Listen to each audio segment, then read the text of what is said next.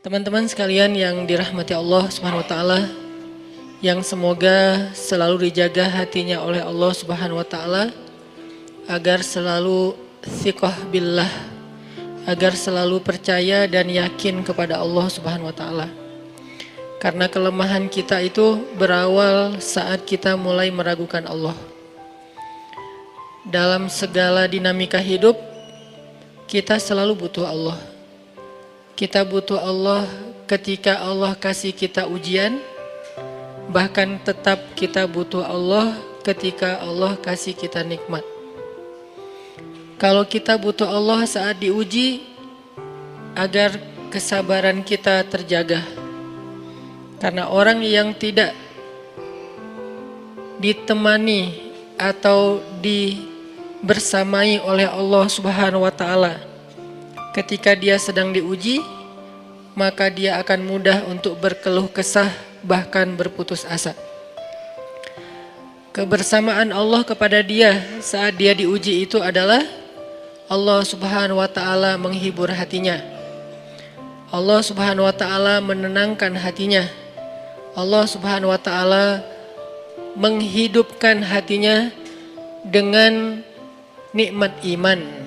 Ala bidzikrillahi tatmainnul qulub.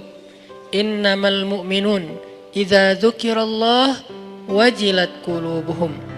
Bukankah dengan mengingat Allah hati menjadi tenang?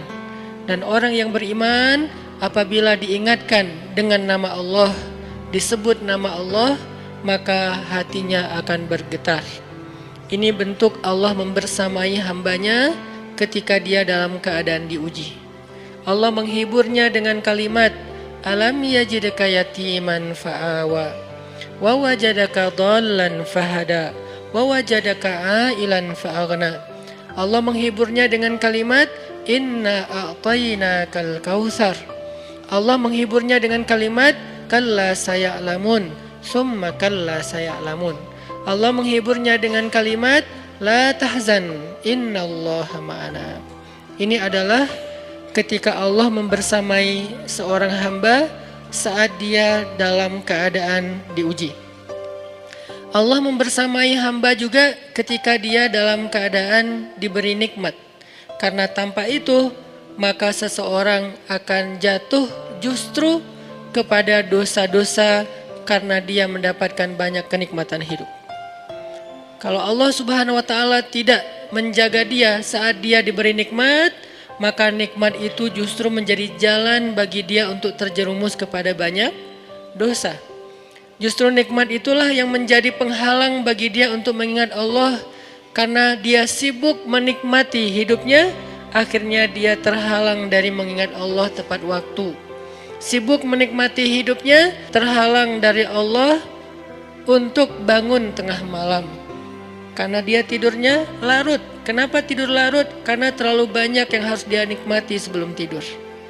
Dia bisa makan-makan, dia bisa jalan-jalan, dia bisa ngopi, dia bisa ketemu teman, dia bisa belanja. Bahkan dia nunggu midnight sale untuk bisa menghabiskan nikmat yang Allah kasih kepada dia. Sehingga akhirnya tidurnya terlalu larut, lalu dia tidak bisa bangun untuk menghadap Allah, curhat kepada Allah. Hal yang selama ini dia lakukan justru ketika dia diuji oleh Allah. Ketika diuji oleh Allah, mudah bagi dia bangkit tengah malam, curhat, sujud panjang, menangis dalam doa.